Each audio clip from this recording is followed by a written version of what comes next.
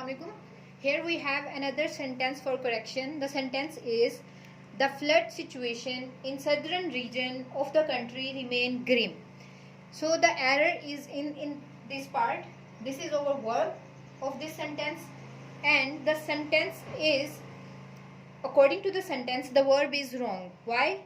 Because the flood situation is our subject. It is our subject, and in is our preposition, and the southern region of the country is our object. So we always take our verb according to our subject. In is our preposition, and preposition always take its object. So the remaining part of this is our object. It is our subject and its preposition, and preposition always take its object. The southern region of the country is object, right? So it is the verb, and verb is remain. So the flood situation is a singular noun, is a singular subject. So singular subject always take S-E-S in verb, right? So we have singular subject. So we also want singular verb, and the word, when we put S-E-S in our noun, it becomes plural. But when we put S or ES in our verb, it becomes singular.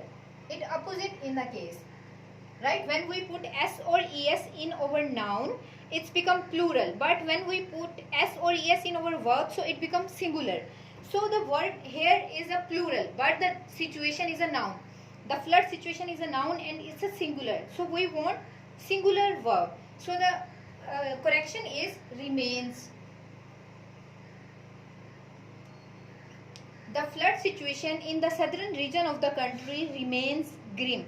I hope this concept is clear. Last time I made the video on that concept. So the student was saying that it's a very complex. So right now in this sentence I am trying to explain more, because after preposition we always take object.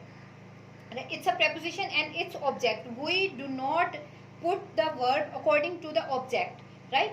The subject is before the preposition. Before the preposition is subject, and after the preposition it's object. And we always take our verb according to subject. And the subject is the flood situation, and the situation is singular. So we also want the singular verb.